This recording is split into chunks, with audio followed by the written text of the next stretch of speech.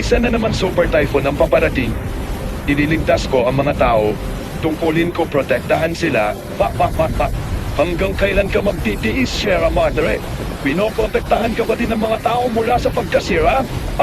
Juan, hindi akong hinihinging kapalit. Ayaw ko silang ipahamak hanggat kaya ko silang pangangalagaan. Gagawin ko, kitik na hihibang ka na.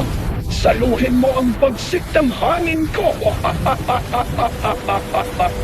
Titiisin ko hanggat makakaya ko ipaglalaban ko ang mga nasasakupan ko. Juan,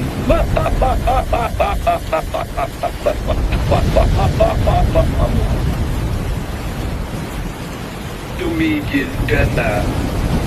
Umalis ka na. Mawala ka na.